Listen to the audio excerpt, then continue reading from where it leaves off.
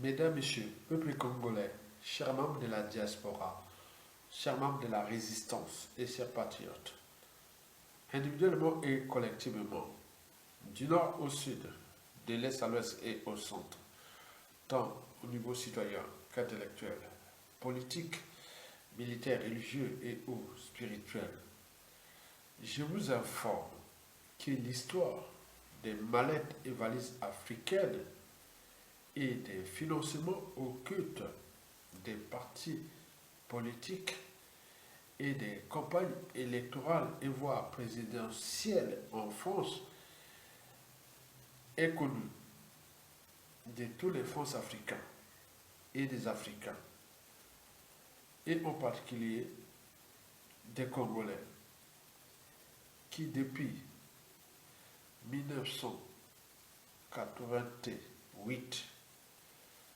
savent l'histoire de financement occulte des partis politiques en France par M. Denis Sassou Nguesso.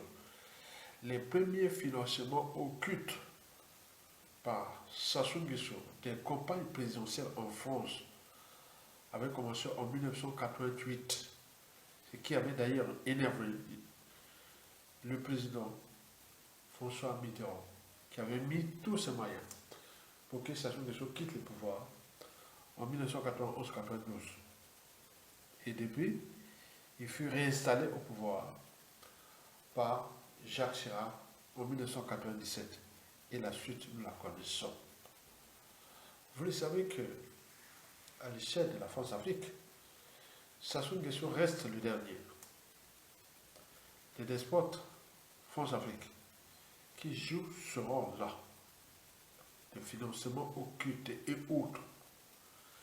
Car nos comptes publics, le trésor public du Congo, c'est comme les tonneaux d'Anaïve. Les liquidités, c'est pour eux.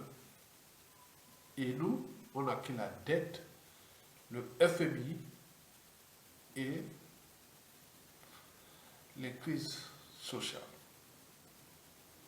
Et voilà le bourreau commun, Denis Sassou Nguesso, qui joue à la ruse de la conservation du pouvoir.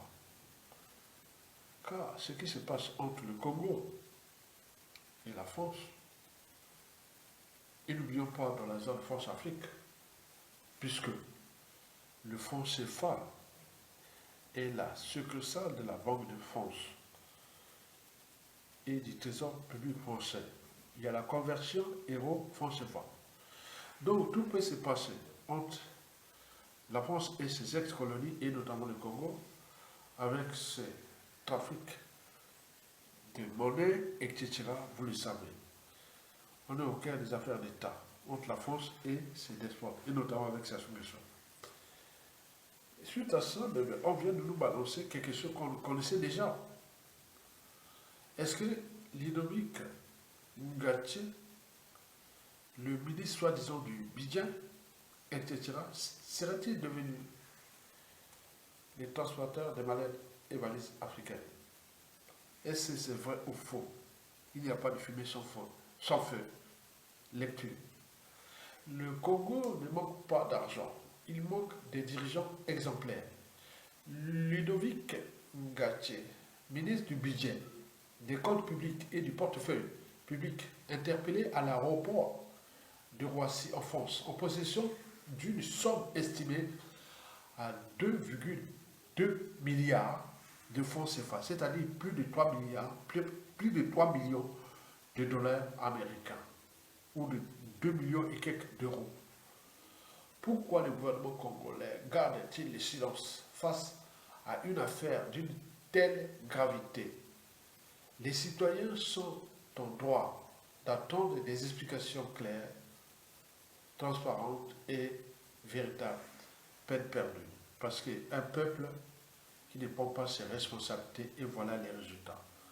Donc c'est une affaire que nous devons suivre. Est-ce que Ludovic Ngatie, vrai ou faux, a été arrêté avec tout ça? Donc c'est quelque chose que nous devons suivre, et maintenant, jusqu'à la chute du despote.